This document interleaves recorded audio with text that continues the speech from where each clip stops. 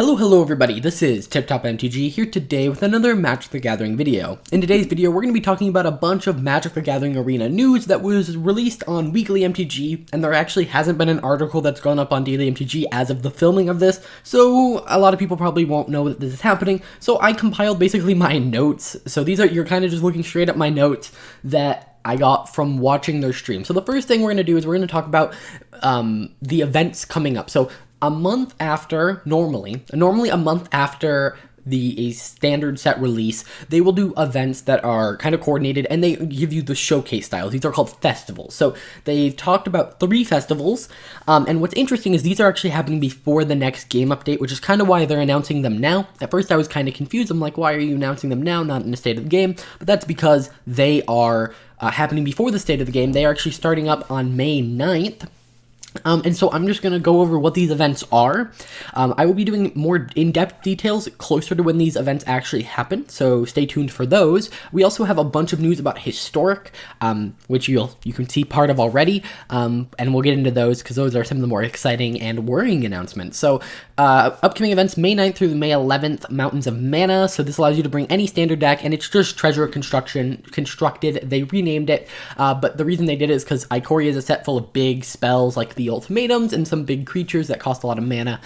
So this format, basically at the beginning of each of your upkeeps, you create a treasure token, and that's the entire format in standard.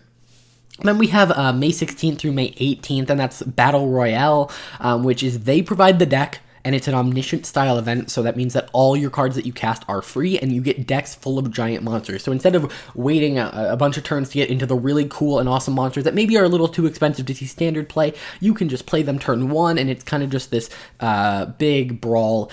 Although it doesn't seem like there's much skill involved, you don't have to think about, oh, when am I going to play this? Am I going to play this on turn 2 or turn 3?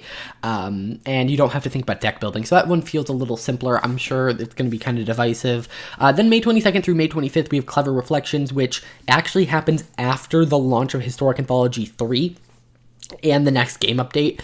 And so this is a Historic Artisan, which is kind of weird that it's rewarding Ikoria showcase cards in a historic event, but whatever. You know, the reason that everything is so tight and why this is happening before the next game update is because of how close Core Set 2021 and Ikoria is.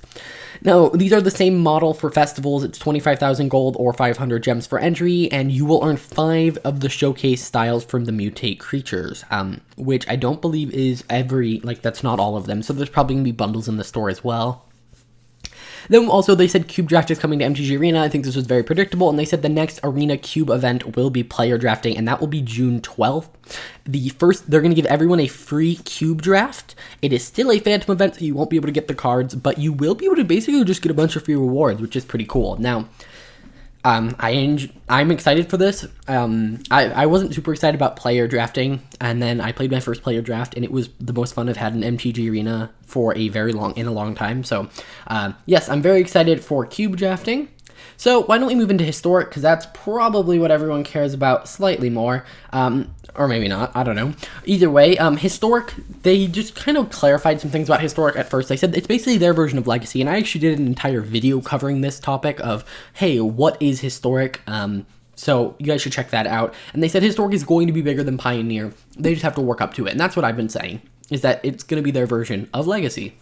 And then they said, hey, Historic Anthology 3 is coming out. It is going to have 27 cards, which is 2 more than last time, and it's coming out on May 21st, which is when their next game update is coming out. So that's pretty cool. I mean, if you're a Historic player, I play a little bit of Historic, that means there's going to be 27 new cards added to the format, and they released what 2 of them are. So there is Phyrexian Obliterator, which is a black, so 4 blacks, which is really good for devotion, and it says whenever it's dealt damage, the source is controller of the thing so it's like if you were to shock it, the player who shocked it would have to sacrifice 2 permanents. That's basically what it is. And then Ulamog the Ceaseless Hunger. This is, of course, an Eldrazi Titan, 10 cost, indestructible. When you cast this spell, you get to destroy things, and then when he attacks, you get to mill someone into exile. So very big, powerful card. Probably going to see a lot of play in ramp decks that like to cheat things into play. All of those kind of things. I could totally see someone trying to run that with a Perforos that can just cheat things into play. Very interesting. They're also changing it up. If you notice, they released 2 cards, but didn't release all of them. It now is going to have a preview season. So May 8th, which is next Friday, they are going to be revealing all of them on different platforms. Like, different creators are going to get to reveal them, and so they're going to have an article coming out Tuesday that says basically where everything can be found. Then the historic rank queues are coming back, which is really exciting, and even more exciting, the rank queues will be permanent forever, exclamation mark, you know, so on and so forth. Basically, they said, hey, because of all their plans to add a bunch of new cards to the older formats, their you know, on-off historic rank queue doesn't really make a lot of sense, so they're keeping it permanent. They stated that Pioneer Masters this year.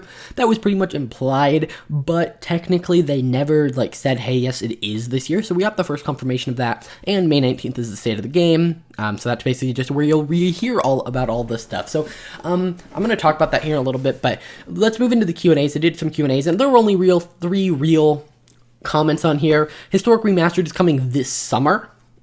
So that's exciting. Durannith Magistrate is being considered for a banning in Brawl. At first they said, oh yes, has there been any like talks about banning Durannith Magistrate in Brawl? And then he says, like, the person who they were interviewing in this basically said, oh yeah, it's happening. A lot of people thought that meant, oh, it's being banned, but I'm pretty sure they just meant it's being considered, and there are conversations about it being banned in Brawl, which this guy basically says, hey, you can't cast your commander. And then Historic Anthology will be replaced by Jumpstart, Amonkhet, and Pioneer Remasters. So they said the next Historic Anthology will be pretty far. So I actually originally predicted that Historic Anthology, they were going to keep doing them and all these other sets, but it looks like they're going to be replacing them. Now, there would be 2 more Historic Anthologies this year, but there's going to be 3 more sets coming this year. So that's kind of an interesting thing to look at. But yeah, so there will not be Historic Anthology 4 until probably early next year. So that's kind of interesting. So that's pretty much all that they had to say. You know, there's some pretty big announcements in here, but one thing I really want to talk about is why are they announcing at least this historic information? Okay, yes, they are doing a preview season, which is kind of different, so maybe they did want to announce that. But why would they announce the Ranked Queue, the Pioneer Masters, talk about all this?